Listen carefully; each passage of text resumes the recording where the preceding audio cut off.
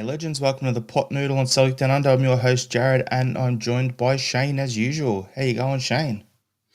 Yeah, good mate, good. Still indulging in the sort of Melbourne International Comedy Festival a fair bit here. I think it's running into its last week now, and got out to see the always funny Guy Montgomery, New Zealand comedian, last night. And honestly, he was just so funny. If anyone ever gets the chance to check him out, please do. He is hilarious.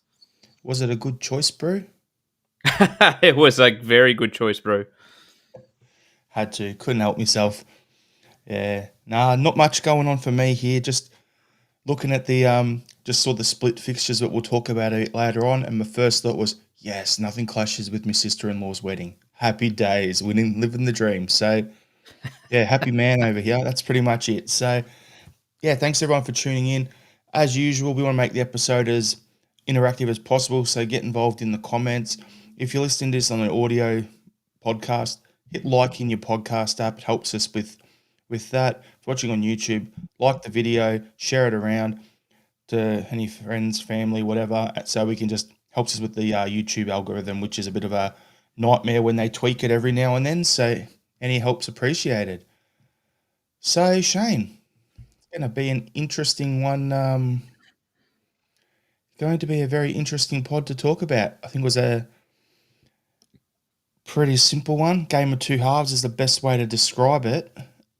But yeah, I just thought in general, first half was played at a quick pace. Second half was more conservative.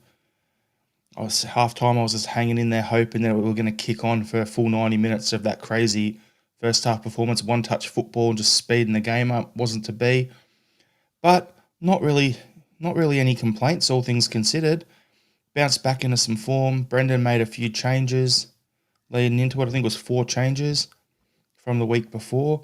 So yeah, it was all things considered pretty handy result. 5-1 win. Starting in goals was Sinosalo. Backline of Johnson, Carter-Vickers, Scales and Taylor. Then middle of the park was McGregor, Engels and Hatade. And up front, Eder as a striker, Maida back on the wing, and Jamesy Forrest come in. So, yeah, I thought I was pretty happy with that lineup. Plenty of veteran know-how to win the league. And, yeah, it was good to see Scales and Carter-Vickers together again. Those two just have such a good understanding on how to play together. What was your thoughts on the starting lineup, Shane? It felt like a bit of a statement for me. Obviously, what we saw against St Johnston wasn't good enough across the 90 minutes. Really, let's be honest with you. Let's be honest. Better second half in comparison, but it felt like Brendan sending a bit of a message, saying, right, Trusty not even being in the matchday squad at all was very interesting. Schlupp losing his spot to Taylor. Forrest coming in and Kuhn actually being sat on the bench. It definitely felt like Brendan sending a little bit of a message. And fortunately, the players responded. Yeah, I think with Trusty, there was a good enough reason why, though, he wasn't playing. I'm not across this, so you're going to have to fill me in. If my memory's right, I'm just having a quick look. Yeah. There it is. Austin Trusty shares precious moments spent with his baby girl. He just became a dad. That's why he Ah, missed the game. congratulations to Mr. and Mrs. Trusty. Very good Yeah, reason not to make the matchday squad. exactly. So there you have it. You weren't aware that I only saw it when I was scrolling through social media before. I'm like, hang on, I've got to double check it was Trusty they were referring to in that article, not Taylor bringing his wee and out onto the pitch when he walked out. That was pretty cute, all things considered. And then he went out there and had probably the best game he's had in a long time. So as Heavy Vibes are saying, Rio had a good game and Taylor covered every blade of grass. He really 100%. did, and I'm a sucker for those moments where players bring their newborns out onto the pitch and stuff like that. And that was just a lovely moment. That's because they're the same height as you, Shane. Had What's to. that? The only way is up for them. I missed that boat, unfortunately. Yeah, but no, the thing with we'll talk about smell the gloves comment here. Trusty's wee baby probably already harder than him. We once again wish Mr. and Mrs. Trusty all the best and congratulations. Yeah. So, first half, what a game. It was like a goal every 6 minutes for the first 30 minutes. It was crazy. Just the intensity of it, the speed of it. We start off with I'm gonna put the goal straight into it. There's no point breaking it down. Like the speed we played, the triangles on the sides, the interplay between our guys. It was less of that recycle across the back, and it was more get it out there and let's see if we can beat a man, take someone on. If you can't, someone's making a run, overlap, and feed it through to them. Keep moving, keep your shape, and it was kind of looked like a combination of what Brendan wants us to do in terms of the width of play, but then also the one-touch speed of Ange ball. Like, Yeah. and then once we lost it, we were just on and pressing really quickly straight away and winning it back high up the pitch, and that's where Taylor absolutely thrived for us. But first half, like some of the goals in that were just ridiculous. I was my WhatsApp messages weren't going through, right? And that was the most ridiculous things. You guys are probably glad they didn't go through in our group chat because I'll give you a quick rundown. Rio's goal goes in, and he's absolutely hit that. And I've gone, geez, he's hit that from the car park. So that was my first one on that. He goes, that was a massive one, right? Great goal. The second goal, in off the in, put on the post, and then taps it back in off a great cross all the way across. I don't know how none of their defenders put that into their own net. It wasn't that they cleared it. They had three guys facing the wrong way when that cross went, and they stuck their leg out. So, yeah, it was a bit of an interesting one. And then the third one, Carter Vickers. The amount of times he just runs into that area and you think, go and shoot. And he never does. And you're just like, good, I'm safe. You're like, fucking shoot it. I screamed that at the TV. And he finally rips one off. And it was bloody howitzer of a shot. I don't care who was in goal. That thing, no one was taking that out. That was like him just saying, I see you, Rio. And here, hold my beer while I put that in. So that was unbelievable. Then we get our next goal was Rio did a bit of quick dance and feet in the box. And then their goal, he was putting a cross in. That wasn't a shot. He didn't even celebrate. Armstrong was Armstrong's first goal of the season. Yeah. I think I heard the commentator say, and he's just whacked it into the back post, and somehow it's gone in. Sinosali gets caught under it. Everyone's expecting it to be a cross. The only thing I can say on it is where was the guy closing down the cross, being a bit like a step or two closer. That's the only complaint I have about that goal. Everything else, that's in the hands of the football gods. Like how that went in is beyond me. The ball was curving away from the goal as it went into the net. That was ridiculous. So, yeah, overall, interesting first half, and then it just went really slow again after that. So, what was your thoughts on the first half and the goal, Shane? Well, I mentioned before that the selections were a statement. The performance in that first 45, and if you want to be very very specific, you could probably say first 35, first 40 minutes, but I'll give them the entire 45 for it. That performance from the players that were on the park was a statement. That was some of the most sumptuous, sublime football we've played for a long time. Really, like it was so easy on the eye. It was so enjoyable to watch. The the pace that we were playing at, so the pace that we were shifting the ball, the one touch passing, and as you were saying, which was so crucial in particularly the first goal, but a few others as well. But just the constant movement of the players as well. That's the other thing. The players were constantly moving. They were dragging Killie defenders away. They were dragging Killie players out of position. They were making space for their teammates. We saw against St Johnston, they were stagnant. There was no movement. It was dull. You were sort of forcing something to happen. Whereas against Killie, everyone was on the same page. The link up was there, the movement was there, the passing matched it. And crucially, when we actually had our opportunities, we took them as well. And that first goal was archetypical of what you were kind of saying before with the speed and the link up play. And that's where you had Taylor, and he was involved in the first two goals, actually. But that first one, Hatate plays it to him, that quick little layoff back to Hatate. So there's no time for the Killie players to really adjust the ball straight back to Hatate. There's space there for him to shoot. And it's a wonderful strike. And it probably would be goal of the day in any other fixture. And then your second one highlights the link up of the players down the right. So you had Taylor again involved. Ball comes out to Engels. Engels does a really, really good job. Again, wonderful poise just to hold the pass, just till it's necessary for AJ, who I haven't commented on just yet, but something I loved seeing AJ do was hitting the byline more often, and I felt he did that a lot this week in compared to the last few weeks. That's a wicked ball across the box. I'm like you. I have no idea how they didn't tap it into their own net. And then Maeda is just literally standing there on the post, couldn't believe his luck, and just like, okay, sure, no worries, I'll pop it in. I have to bring up this comment here, Shane, quickly from Pete McGee.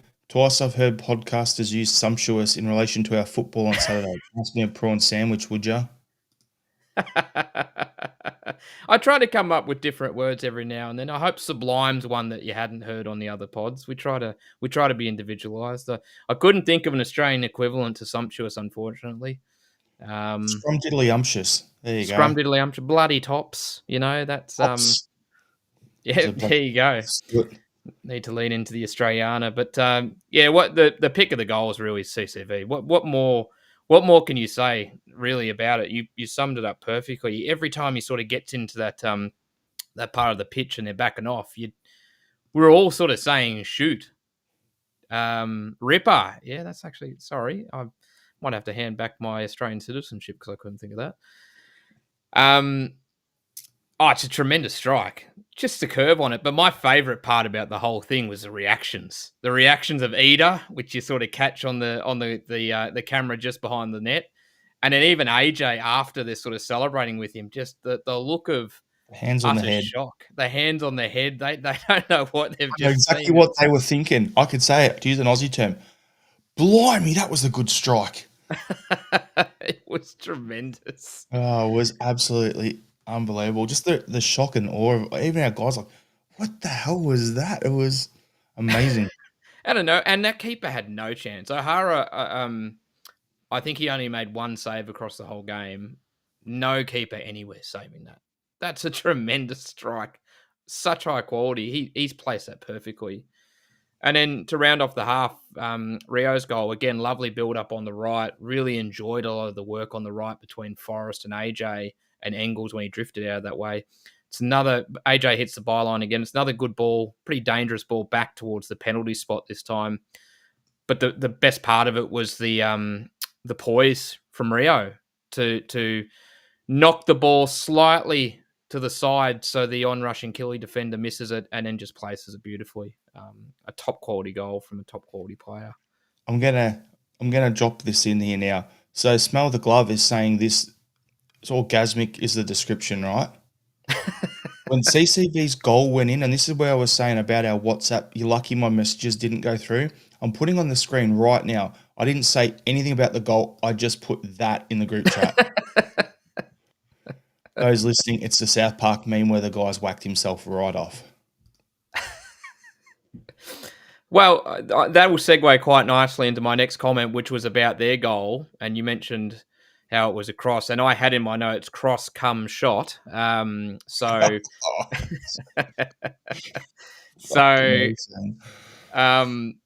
was a cross. I don't think anyone could have done anything differently. Maybe close down the ball in a little bit better.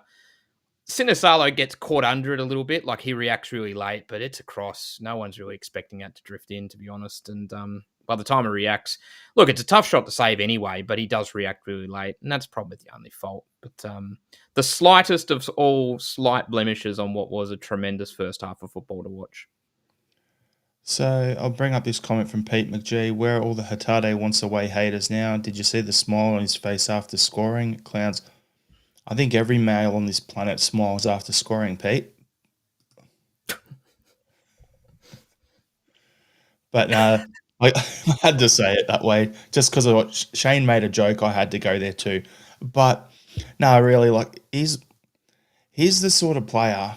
He's a luxury player for us in terms of in the big games he's there, but in other games like this, he needs it. Like you need to see that from him more regularly, and I was happy with that. Heavy Vibes has touched on one of our next talking points. Days and another offside goal must be most offside goals this season. I think if you counted his offside goals, heavy vibes, he'd probably have first in the league for strikes and probably third or fourth in the league for strikes. I was in some regards, I'm glad Hatate didn't actually finish it to bring up his hat trick because it would have been really, really upsetting to see it taken away because of that. Yeah. Yeah, it would have been you would have been shitty if that happened. But yeah, like the second half, Shane, as we touched on, we'll quickly just wrap that up. Like it was much ado about nothing really. It was just the thing was first half, I was gonna say when you were talking, they were sitting really deep, Killie, and we were moving that quick that they were chasing shadows. I almost named the podcast that, and then I thought we probably already had one called that. But they were chasing shadows. They look like they're on turnstiles. They like don't know where the nearest defender is. They're spinning circles trying to figure out where the ball is. In the second half, they actually stepped it up a bit. They were already down. What was it? 4 goals at that point, 4-1. So down 3 goals. So they're already copping a beating.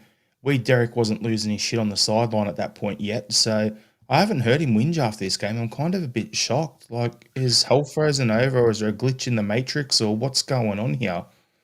Because, Derek hasn't been out there whinging, but second half they came out and they just actually opened up and then they man marked and they went man for man pretty much the whole field instead of sitting deep. They didn't really keep a shape. They just did wherever we were. They had a man within about 2 meters of it. So, yeah, it was just one where, all right, we're in cruise control. Let's just keep the foot on the ball, pass it around, contain it, show that we can beat you 2 ways. And then, yeah, second half, we won that one 1-0 as well. So, and the funny thing is, this is the other thing about the group chat. The commentator said last time, when we played Killie at home, first game of the season, Ralston scored the last goal. This is as he's come on. And then our group chat kicked off with someone saying, what? Because we had no striker on, and then there was a whole bunch of whats going back and forward at each other. Some silly shit there. But the comment was, who's the striker? And Luke was playing as a false 9.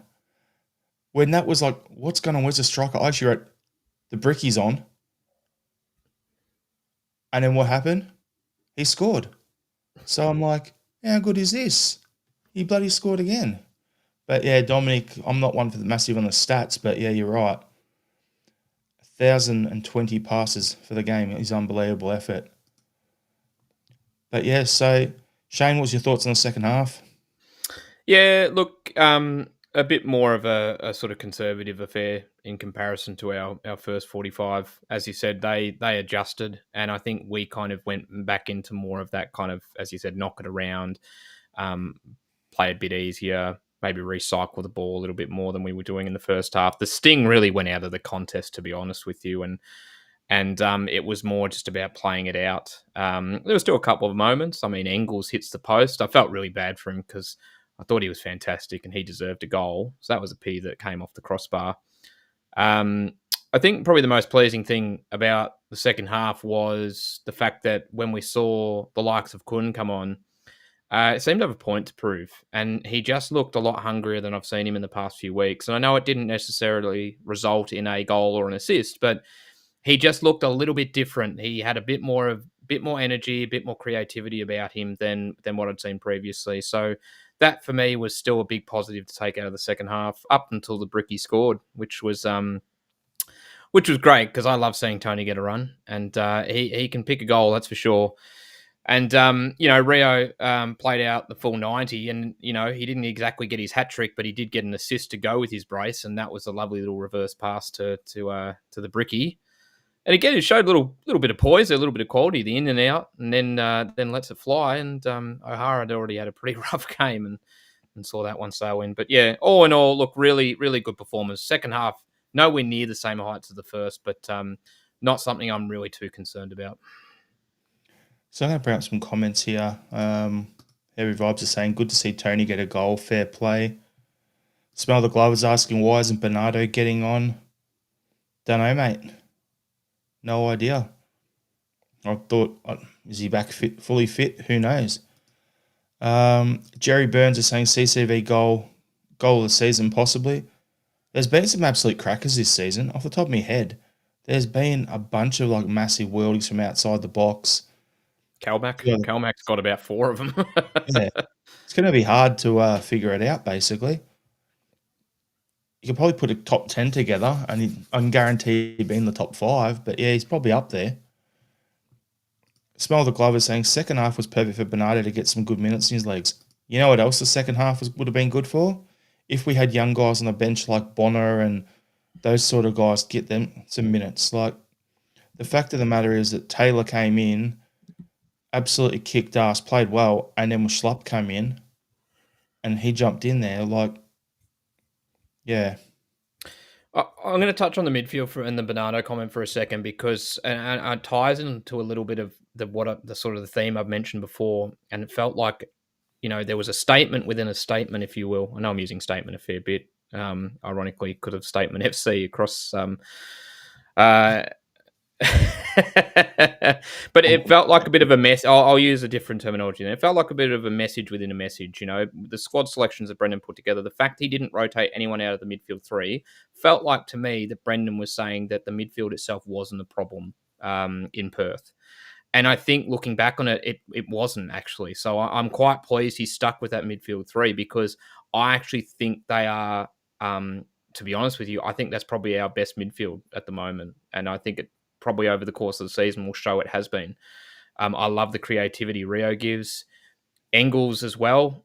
You've got a lot of dynamism there. All three can effectively rotate across the eights and the six together. And both Engels and Hatate really muck in and get physical. So does Bernardo. But I think those three have been really good, and I don't think they were that bad in Perth. So, yeah, it felt like Brendan sort of saying, don't think the midfield requires any change, and it proved pretty fruitful. Yeah, I agree, Shane. He's basically said, you guys weren't the problem. Keep your jerseys, get out there. Wingers, the biggest issue.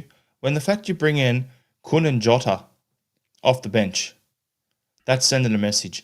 When you're starting Eder, and we're going to get into player focus, but I've seen people slate Eder saying his link-up play wasn't very good, the hold-up play wasn't very good, and I thought it was a crock of shit.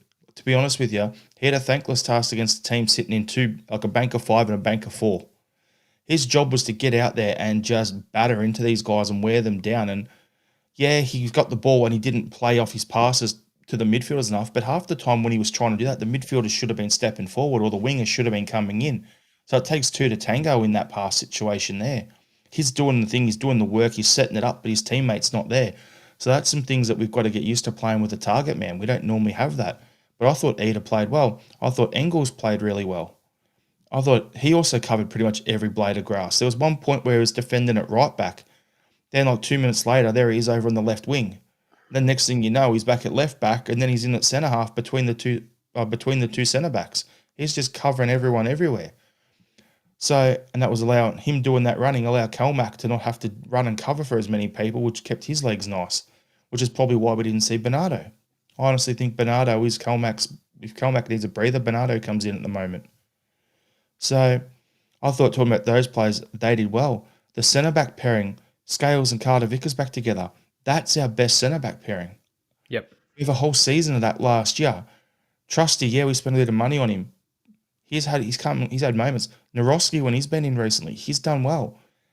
But the fact of the matter is Carter Vickers is our leader at the back there, and he has only looked the most settled defensively this calendar year when he's had Scales next to him. Every other game this calendar year, he's had moments where he's a little shaky here and there. So you look at it that way. Then you have a look at up front. Maida is better. When he's in the playing striking, he doesn't have to think. It's just get on the end and just tap the ball and I'll just shoot the ball. It's better when he's on the wing and he's got to beat a man and do it. Sometimes he gets his feet a little tangled up, but he plays well on the left. He plays well at striker. Jamesy Forrest coming back in, he had a massive impact on the tail end last season. Is he going to do the same this year? We've got 6 games left, potentially 7 games left for a treble. There you go, Shane. That's what it is. Can Jamesy make an impact so he could take home another treble? Plenty of players. And then the guys coming off the bench. Luke came in and worked his ass off. The Bricky come on. Obviously, we spoke about that. Schlupp's come on. He's done his job. And then all the front three got subbed, obviously. Jota came on. He looked lively. Couldn't look like, as you said, Shane, he had a point to prove. So it was good to see that squad depth we had there. And yeah, the scary thing is with that team there, look how strong it was. No Casper, no Trusty in the squad. I'm gonna take that back. It looks like he was in the squad. I just had a No, quick look at the team list. He's actually on the okay, bench. fair So enough. I got it wrong. Don't come for me, people. Bloody Shane, you've led me down the garden path, mate. I have. I Nah, have. but And our loyal listeners and viewers, and I'm sorry. nah, that's it. You're in the naughty bin. Sit in the corner, stare at the wall. I'm joking. Don't. Okay. Yeah, I don't want to. I don't want to come across that way. Yeah. So realistically, like Shane, I think we've covered everything off for this game. Who was your man of the match? Look, there were generally quite a few that I think could put their hand up. I think Taylor was very good. I think Engels was very good. Carter Vickers, our back four. But for me, I can't go past the brace and the assist for Rio. I thought he was fantastic. So it's Rio Hatate for me. Definitely Rio as well. Close second would be, geez, no, I won't even bother. Probably Taylor, Carter Vickers, whole bunch of them. So yeah, definitely Rio. So fixture split. There's been a lot of talk in the chat here. This is the info I'm getting. Aberdeen away on the 27th at 12:30. That's the first game after the split up at Pataudry. So what's is that? That's a Sunday. There you go. Then our first home game post split is our second game against St Mirren. 3 p.m. kickoff on the 3rd. So that's Saturday the 3rd. So what's that for us? Midnight kickoff here on Sunday. Perfect. The derby on the following Saturday, 12:30 kickoff. Then we got Dundee United away midweek on the Wednesday, the 14th at 7:45 p.m. And then we finish it off on Saturday, so Trophy Day, Saturday 17th at 12:30 kickoff. And this is what I was saying before. The wedding's the next day from your sister-in-law's, so absolutely it's fitting perfect between my wedding anniversary one day and my sister-in-law's wedding the next. Perfect. Gonna be a busy few days.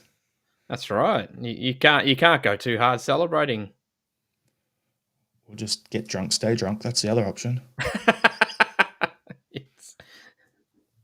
Yes. Yeah. So, what are you thinking about that, Shane? Well, what can you say? Really, it's we're one win away from lifting the trophy, and it's panned out probably exactly as I thought. I don't have many surprises in that, to be honest. I'm just I'm looking forward because obviously we've got the cup semi final first before we play at Pataudry, so I'm looking forward to getting that fixture won at Pataudry so we can start the celebrations, and then we're going to have a victory lap essentially for the next 4 weeks. You could argue we've been running a victory lap since the start of 2025, to be honest. But yeah, looking forward to it. Hopefully that means there's a couple of times there that I can wander down to the local CSC and actually watch it on the big screen with yourself and a few others. That'd be great. I didn't get the chance over the weekend, so I'd love to do it at least one more time before the season's out. So, you said one win away from the title, right? It's not even that, Shane. This is a situation. How many games left? 5. If we lost every single game, that's 15 points.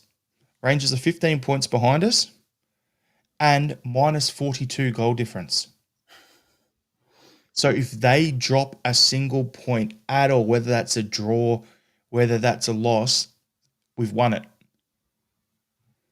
So the only reason I say it like that is we've already got one hand on the cup.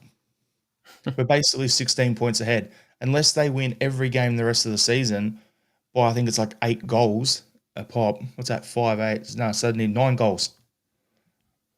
By 9 goals every game the rest of the season, if we were to win, if we lost every single game and they won every game by 9 goals, that's the only way they can win this. So there you go. That's where we're sitting right now. I just wanted to point it out that just so that if any Huns are tuning in, you can realise just how doomed you are.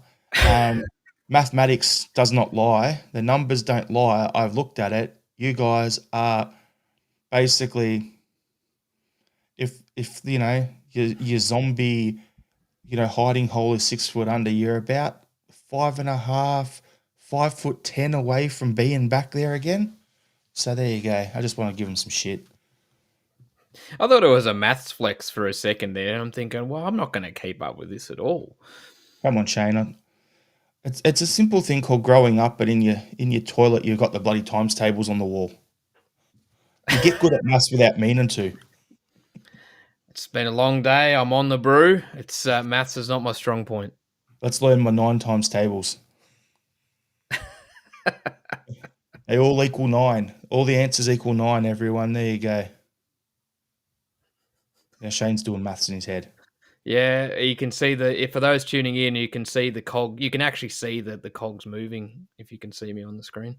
Yeah. So Dermot McCulloch's saying we need to lose every game by 4 and they need to win every game by 4. Exactly. So that's the pretty much it. I did like that comment from Heavy Vibes.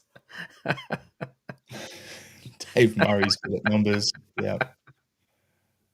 Jerry Burns is saying we are champs. We ain't going to lose 5 games. No way. I would love to. This is going to sound so friggin' ridiculous. I would just love us for us to stitch it up the next 2, and then when we go to Ibrox, just put the B team on the pitch. It's not going to matter at that point. Just play our whole B team, because that's the ultimate flex. Imagine our B team goes there and they don't win. It was quite funny because when it sort of all pounded out, I was like, I know who we won't be playing first week of the split. That's for sure. I don't know anything else, but I know exactly who we won't be playing. Oh dear. Yeah, 100%. So there we go. We'll see how the split all goes on from there. But yeah, I don't think we'll be naming a podcast split happens this year because we've done it by accident the last 2 years. So I might do it just for a laugh, actually. Keep the tradition going. Yeah. But yeah, smell the gloves right. If the sheep didn't bottle it yesterday, who would want to win their 55th title, all Hun versions in front of no fans? Yeah. So what we're going to do now, we'll move on to a little bit of a, I guess it's obviously going to be a little bit of a shorter pod because, we're only 1 game a week now. We're not going to pad it out, waste all your time. We appreciate you giving up half hour, an hour every Monday and then every Thursday for the pod. So what we're going to do is we're going to talk through the current Celtic squad and then a few other things, and we'll get you guys in the comments as well. So I'm going to ask the first question is, Shane, who are the most underrated players in each area of the current Celtic squad? I want to split it. I'm not going to go to goalkeepers because it's hard. Scott Bain out. That was my Bainzo. Bainzo drives the minivan for all the plebs who don't play every week up to Lennoxtown. You just said underrated. What's more underrated than having a designated driver, right? Come on. So we'll leave the goalkeeper situation out because I would have said Sinisalo, but now we're seeing what we've got there. It's a bit hard to do that. So we'll go defense, midfield, attack. So I'm not even going to go wingers and striker. I'm going to go attack so that we can buy a bit more. So what are you thinking, Shane? Who's the most underrated in our defense? It's Liam Scales. And I think I can see from your face, I think you picked Liam Scales too. Yep. Well, maybe you'll have different reasons to me, but I think we saw on the weekend exactly why. And a lot of it comes down to not just the way he plays, but the way CCV plays. You touched on it really well earlier. CCV plays his best when his partner is Liam Scales. Those two have a great quality and understanding together in that centre-back pairing. They've built up that knowledge of how each other plays and where each other moves to on the park and how they move and just basically how they think in their coverage. And not only, I think Liam Scales is a pretty unheralded defender still at this point. I think he is very much someone who should be pushing first team squad every week. He should be challenging Trusty pretty much all the time, if not ahead of Trusty, in my opinion. But it's what he does with CCV. CCV plays a lot taller, and Liam Scales, we know just how good CCV makes his centre back partner look. I think Liam Scales makes CCV play just that little bit taller, like you said earlier. And on that basis, he's our most underrated defender. I look at it and go, usually I would agree. I was going to say Scales, right? I think since he got his hair cut as well while he's been out, he's back to the Scales as old. He's not losing his balance because his hair's getting him off balance, right? So, because you covered everything, all the serious stuff I was going to say about Scales, I'll give Greg Taylor his flowers here because we just saw on the weekend what he's capable of. Unfortunately, there's going to be people there who just can't bring themselves around to give him credit. Me with him, I've always been like, if he plays well, I'll tell it. I'll say you've done well, good job. If he plays like shit, I'm like, yeah, he was rubbish. He's one of those players. I'll do that for any player in the squad, but he's always one that I find cops pelters and cops a hard time, and he's always copped it since his first time he came to the club because when he first got there, because well, he's not Kieran Tierney. Whoever came into that spot copped it because they weren't KT. So KT's coming back. If we could somehow keep Taylor, I've heard rumours that Taylor's contract is actually signed at Zagreb. That's what I've heard, right? But at the same time, I also heard there was out clauses, and they've just sacked their manager who signed him. So maybe he's able to get the out clause. Maybe they've negotiated and it hasn't been signed, but the agent signed it as a temporary thing. I don't know 100%, but what I've heard from the people down there at a certain Melbourne Knights club, which is pretty well tied in with the guys over at Dinamo Zagreb because of the whole Mark Viduka thing, and there's the chairman down, his brother's on the board over there. So there you go. That shows, pretty much says what I've heard and where it's pretty much come from. But that's what I heard. Taylor was done. It was a done deal down there. Just to touch on Taylor for a second, I agree with you. And I think the way he performed on the weekend is the best he's played all season. I don't think you can ignore the fact that that's probably the most sort of Ange ball way that we've played as well under Brendan, if not since Brendan's first season when we were doing the adjustments, but in general, like that pace of play and the movement and link up, him drifting in, obviously that inverting role and that link up was what we used to see really well under Ange. I don't think you can ignore the links there between the two. So we've seen him at his best, but we reverted to a style of play where he was at his best, really. It suits him better playing that way. And the thing is, maybe I'm gonna go on a little tangent here on the human element, right? Maybe Taylor has been pretty stressed this season because who knows? Maybe his wife has had a tough pregnancy. It's his first kid. You don't know, right? I'm just saying that could be part of it. He could have been stressed about that, or he could have been stressed because he's out of contract. He's having a kid. Do they want to leave the country? Do they want to say it's Celtic, but he's going to have his job downgraded? What's he want to do? So he's going to have a whole bunch of stuff going on off the pitch and here. Now his kid's here. He suddenly plays his best game of the season. Maybe there's some stress off him. Maybe he signed his contract elsewhere and everything is all at peace in his mind and he can suddenly go, now I can focus on playing football again. So anyway, midfield. Did you want to go first so I don't steal yours this time? Go on. It's funny when that happens. All right. I don't think you'll have this because I'm going to, and it's going to sound really weird going for someone who scored a brace and an assist on the weekend, but I'm going. Not my one. Not my one. Okay. Just saw your reaction. I was like, not again. I've stolen it. No, it's Rio Hatate. And there's a couple of reasons for that, right? Firstly, on the way he plays, right? He gets stuck in. He does a lot of the hard work that doesn't get celebrated enough. But he's also that kind of guy that's going to get on the ball and he's going to try and thread that pass that I think no other player is going to try and thread. And it might not come off. But when it does, it's fantastic. And at his best, he's unplayable. He's arguably the best midfielder in Scotland when he's at his best. Now, I think he's underrated because we've talked a lot during this season, not just us, but other podcasts and other media and fans in general. And there's this kind of expectation that Hatate's place is eventually going to be taken probably by Bernardo. So you're eventually going to have a midfield of Bernardo, Kalmack, and Engels. And I just don't see it that way. I can't see us function. I don't think we hit the same heights without a Rio in that midfield three.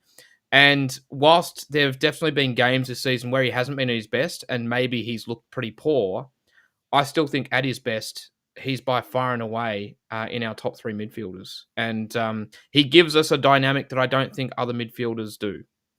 I'm nodding along with you because I just saw something here from Dermot McCulloch. Most overrated. Look at his midfield option. That's why I was laughing.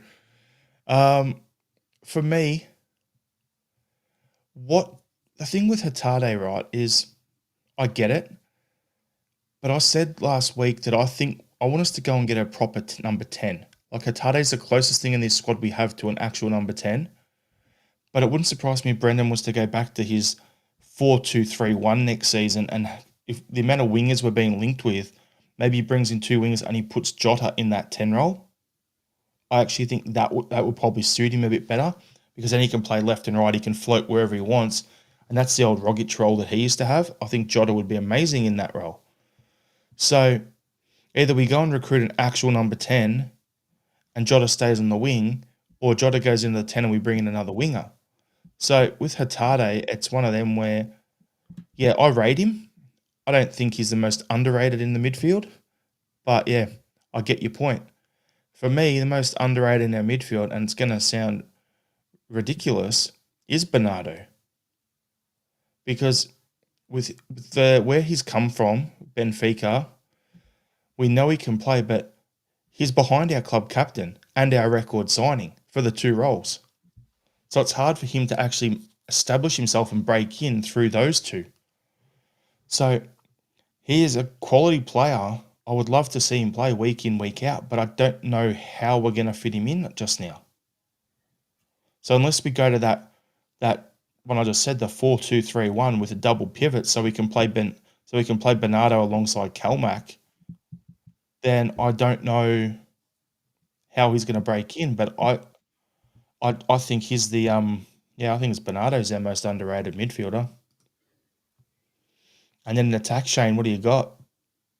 Yeah, I'm going a little bit left field here. For me, and we saw him on the weekend, it's actually Jamesy Forrest. And the reason I say yes, great minds think alike, mate. For me, I love the way he plays. There's a directness that Jamesy has with the way he plays that I think sometimes our other wingers don't have.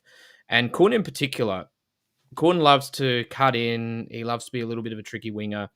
I don't see Jamesy that way all the time. I see Jamesy as much more direct, get to the byline, take your man on, make something happen. And I think we've been missing that directness. But there's an added element to this. And I talked about it a few weeks ago when we lost to Rangers. And it was that lack of leadership on the park when we didn't have Kalmack. And I think Jamesy actually brings a lot of those leadership characteristics. I think when he's on the park, it might not seem as visible, but he leads, and he leads by example. And, he's been here so long. He's been a tremendous servant for the club. I think I overheard somewhere he's set to become as a player in terms of team trophies, the most celebrated player in our history shortly. I don't know if we win the title, this one coming up or a few more, but he's probably going to finish career as winning the most sort of, team-based accolades at Celtic, being technically the most celebrated player, if you will. He knows what it means to be a Celtic player and what it means to play in front of the Celtic fans. And I think there's no surprise that without him in the match squad, particularly this calendar year, we've looked a bit flat at times. And whereas since he's returned, there's been a little bit of a spark. So for me, it's Jamesy Forrest. So James Forrest has now equaled Bobby Lennox's record as Celtic's most decorated player with 25 trophies each. And that was in December when we won the League Cup. Yep. So win the league. So once we seal that in our next league game, He's officially the most decorated player in club history. There you go. Yeah, so for me, Jamesy Forrest, definitely. I would love to see someone put it in the comment before as well. Comments. Chuck him on a penalty duty some point when we get our next pen, just to get him on his 16th season goal run that he's got to do. So yeah, it was a bit of an interesting one. But yeah, it's James Forrest for me as well. Close second is Adam Eder. I think people don't understand what we have there. I think give him a full preseason, get a bit more.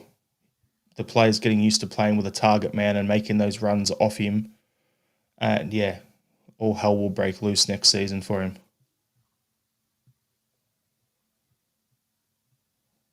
There you go, Pete saying it here. James Forrest is already the most decorated. Yep.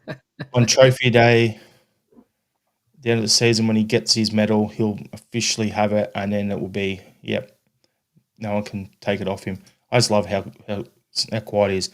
So we're going to go through now. We're going to have these 4 questions to finish off. Which player in the current team do you think, which players in the current team do you think are on the decline, and should we be looking to sell them? So we'll go to that one first, Shane. What are you thinking? Or do you want some thinking time, and I'll jump in there? Yeah, I might need some thinking time for that one. That's a good one. We just bigged him up, but James is clearly on the decline because of his age and his legs are going, and his injury history and everything. But we should not be selling him. So that cuts that off. You look across the rest of the forward. Everyone else that I want to sell in the attack, I want to sell because they're not good enough, not because they're on the decline. The guys like Palmer and stuff like that, right? He's not good enough. He's not on his decline. In the middle of the park, Calmac's legs are starting to go, but I wouldn't sell him. You look across the back line. Anyone in decline that you think of? I'll probably say Stephen Welsh is in decline because he's never really, when you're only going up a small little hill instead of a mountain, it's not as far to start declining. But yeah, I don't think there's a lot there. What do you think, Shane? Yeah, there's no obvious ones for me that I'd point out and go, they're in a serious downturn of form. Bainzo! I don't know. You can't really. I mean, again, is it form though? Because he's not playing, you can't judge his form. It's kind of. I think the players that we probably want to sell on are more just surplus to requirements, not necessarily that they're bad of form. I think that's probably pretty clear from the names you rattled off. Exactly, and that's the thing here. Like I'm looking at this comment from Heavy Vibes: sell Rio and CCV, and then Smell the Glove saying sell Kun. And then you have a look at, so you got that there, and I'm looking at it going, yeah, but you guys are wanting to sell them for football reasons, not because they're physically on decline as a player. So we look at it this way: McLaughlin saying Kun and Palmer will go, and we'll see 2 new wide players. Yeah, so that's the thing. So, and then Pete McGee saying don't sell, just buy, unless the players having a strop and they're carrying on because they don't want to be there, throwing their toys out of the pram. That's when you'd sell them. But I want to get their replacement in, and their replacement in the door beforehand. Yeah, there isn't anyone in the immediate squad that I'd walk out just having a look at it again because of form reasons. As I said, they're probably surplus to requirements. Or the other conversation topic is there are they at the peak of their sort of selling position? Are we going to get the most for them if we sell them now? Are they willing to move on, kind of thing? That's probably the other point. Yeah, Pete McGee's made a good point here. People wanting to sell players who have had a dip in form makes no sense at all. For me, 100%. Where I'm saying is if they're at their peak and they're making their dip, or they've dropped off like Kyogo had this season, that's the sort of ones that need to go. That's what this question's about for me. Yeah, I mean, Kun's a good example. Like, he's had a terrible, 2025 so far. This calendar year, he has not hit the heights, anywhere near the same heights, most certainly in the last couple of months. But I wouldn't sell him. We've seen he's been tremendous up until that point. He was the best winger in Scotland by a long way. And yeah, there's going to be more to come. as Smell the Glove saying, we do need to improve the squad quality wise, 16-man game these days. And that's the thing. The issue Fair. is when we played Bayern Munich, I know this is levels and stuff, right? Top 5 league, rich club, all this sort of stuff, right? But our bench, or even when we played Villa, our bench, we had no game changers. No one to come off the bench and can swing a game. And that's the thing we need to do. Like, ideally, you want to try and bring someone in to challenge your stars. If you've got Kun, who played really well in the first half of the season, and you can bring in someone like that Balashwika that we've been linked with for a while now to challenge him for that spot, either Balashwika's better than him, comes in and takes the spot, or he brings a level that pushes Kun to another level to get better to keep his spot, and then those two battle out for that position all season. That's how it should work, and then that gets us to a better thing because whoever's not starting will be thinking, I should be starting. I want to start. That guy should be only getting the 30 minutes when I come off. So they're pushing each other, which then gives us those game changes on the bench, which makes our squad deeper and stronger. That's what we should be doing. Yep. Yeah, and then Smell the Glass saying here, with a few injuries, the bench versus Villa, Munich, and the Huns was sad news. Exactly. Yeah, We're it singing was. from the same hymn sheet here, Smell the Glove. Yep. So if that's the case, I want to know which players in the current team have the most upside or potential to improve over the next couple of seasons. Because for me, if whichever ones we rattle here, I want to hope we have them on long-term contracts. So do you want to go first, Shane? Yeah, well, the two ones that stand out for me, Luke McCowan, who I've been a big fan of, I think he's only going to continue to grow. This is his first season at Celtic. I think, he's going to continue to develop and he's going to be an important midfield player for us. And particularly as you were talking about the 16-man squad, before, it's going to be important to have players that are going to be able to come in to the starting lineup and then come off the bench and make an impact. And he'll absolutely do that. It might sound a little bit funny, but I also think Kun can probably hit another level, to be honest with you. I think what we've seen from him, and maybe it's a case of him being more consistent, maybe necessarily not hitting another level, but what I would see from him is that next season, we see him be the dominant winger for the majority of the season instead of just half of it. So I'm leaning on McCowan and Kun at the moment. So I'm going to go into another one. One's with plenty of potential or upside. Well, Jota still has a way back to get back to the form he was in first time he was here. So he's one that I think has got upside and the potential to still improve because we've seen the level he's been at previously. So get him here, get a full preseason into him under Brendan, get it done. Engels is the same. Ida is the same. Get a full preseason into those three. And I think we find the other one I wanted to touch on is Sinisalo. He's only played, a handful of games. We can see there's a player there. There was a thing by that CIES Football Index, and they ranked best players in each position, the top 100 players in each position, right? The 19th best goalkeeper in world football at the moment is Kasper Schmeichel. The only other player in the whole of Scottish football to make a top 100 list anywhere else is Mitov, Aberdeen's keeper, who was number 80. So that's why I think Sinisalo, there's a player there. He's going to be great for us, but he's got Casper there to learn off. So, yeah, and Bernardo, good shout, Dermot as well. Bernardo. So, yeah, it's going to be an interesting one there. Which current players, Shane, do you think are currently playing at their peak ability? I'll go first if you want some thinking time. Yeah, I'll need one. So I'm thinking realistically, I hope there's another level for Maeda to go to, but Dazen's been pretty bloody good this year. I think in the middle of the park, it's Kalmak.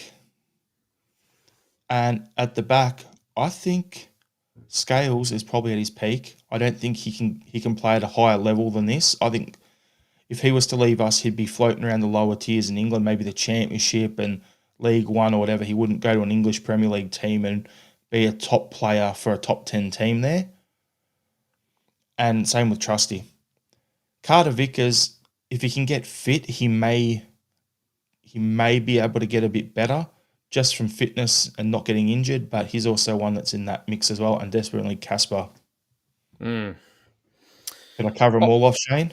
Yeah, I think so. I think I'd probably lean on specifically Casper and Calmac if I was to pick two out of that. I actually think Maeda could reach a Maeda Kun. What a combination that would be. I actually think Maeda can reach another level.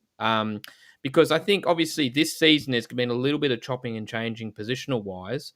And then, it's only really been this calendar year that Brendan started to use him more as that leading the line number 9 role, which, Liam's been telling us about for so long and you've been looking at for so long, and Brendan finally cottoned onto it. I think depending on how we go, during the off season when Brendan starts to look at, well, how are we going to approach this next season, he's going to be a really important focal point and take up a lot of thinking that maybe didn't initially sit with Brendan earlier this season. And I think with that in mind, I think that can probably take him to another level if Brendan instills all that kind of confidence and say, you're my guy, you're leading the line, go for it. So I actually think Maeda could actually hit another level, even though he's been tremendous. Calmac and Schmeichel, for me, are the two that I think are at the peak of their powers. And considering it's a long, peak of their power, at their peak right now, I mean, they've obviously been tremendous players over the course of time and hit better levels earlier than that. But right now, currently, I don't think they're going to get past this point or any higher. They're only going to probably, get lower in their playing abilities. And that's no slight on them. It's longevity. They've been tremendous. And as you said, those stats with Schmeichel being in that list is fantastic for some of his age and playing in Scotland. So credit to them. But yeah, they're probably the two obvious ones for me. I think the Bricky as well. I'll just throw another one in there. McLaughlin is throwing out a question here.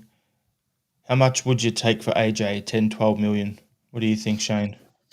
I wouldn't. I think AJ is going to be a really important cog for us going forward. And I think, again, we come back to leadership and leadership, avoid of leadership at times. You've said it on the pod before. He's probably going to be our next captain, or at least our captain in some point in time if he stays. So I would actually like to keep him. And I think he's probably a player that has significant upside still. I didn't mention him before, but I think he can probably go to another level as well. So I'm gonna be a bit blunt here, right? So 10 to 12 million for AJ. Okay, if we were to take that, great, but how much would we have to spend to replace what he brings to the team? Because I've just done some quick maths, just off the top of my head. Tierney went for 25 million, right? We spent 3 million on Taylor, 3.5 on Bolingoli. There was a loan fee for Laxold of about 2.5 million in there. And then there was the 3.75 we spent on Burnaby. So just for those 4 players trying to replace Tierney, that's over half what we got for Tierney. That's £12.75 million. So my concern is if we were to take 10 to 12 million for AJ, how much are we going to have to spend to replace that? Oh, fair bit. Yeah, at least 8 or 9. I Smell the Glove made a really good comment about the fact that, we're coming into the 2026 World Cup, which AJ is going to be an integral part of for the Canadian national team. So we're going to be training every week.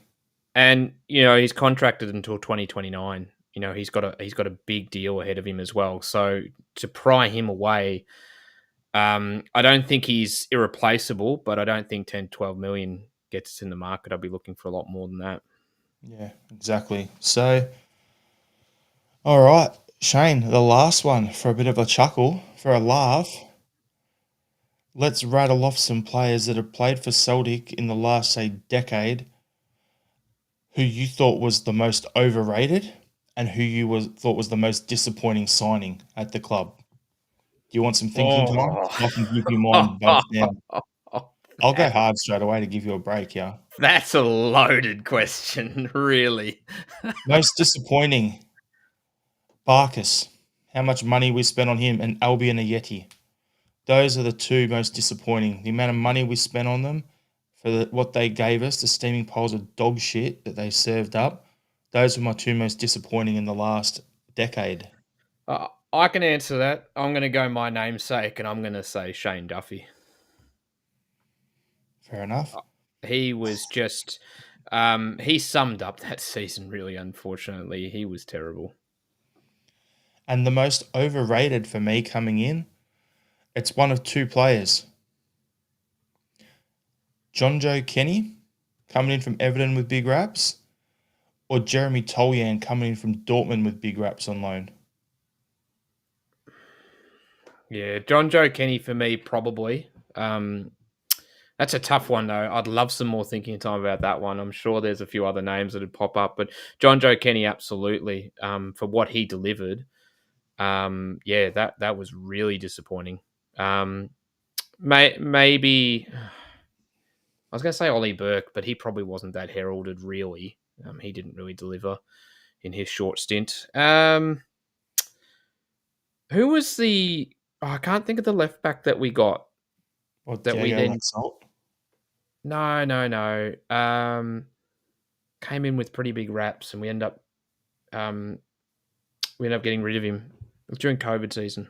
Oh, was that the guy who was horny, Bolingoli? Yes. His only problem was he needed to go away because he needed some loving. They're actually really two really good questions. I'd love a bit more thinking time. I'm sure when I think about this tonight and tomorrow, I'm going to come back with a different answer. Yeah. Nah, don't worry. I was thinking about this while putting the run sheet together. That's the only reason I had answers ready to go for you.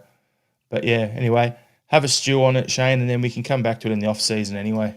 Yeah, because this is just going to sit with me for a long time now. Oh, we'll get in what'll happen, everyone tuning in, is we'll be like a week, 2 weeks will go by, and all of a sudden Shane will tag me in the in our group chat and go, Jared, most overrated is this, and it's like 2-3 weeks later after we spoke about it on the pod, and I'm like, what the fuck are you talking about? I have no context. And then he's like, we spoke. That's what'll happen. He'll stew on it for a couple of weeks, and then he'll finally come up with an answer after he's finished waffling it out in his head. Exactly. It's going to be an interesting 2 or 3 weeks, Jared. You're just going to get hit with random names with no context. Cool.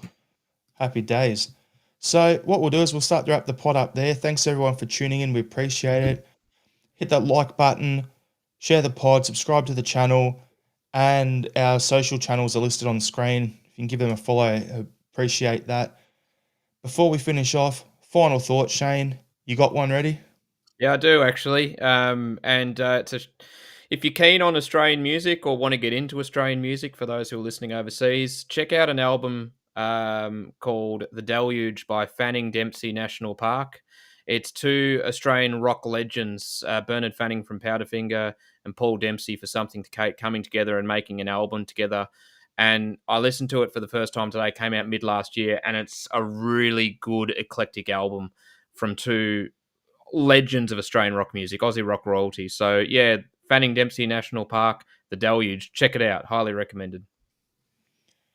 For me, it's pretty simple. I finally got around to watching Landman on the streaming, and 3 days in, I have 2 episodes left. It's going to be done by tomorrow, guaranteed. So what a show. Class again. Thanks for the tip on that one, Shane. I know you said it. All right. So thanks, everyone. Hail, hail. Hail, hail.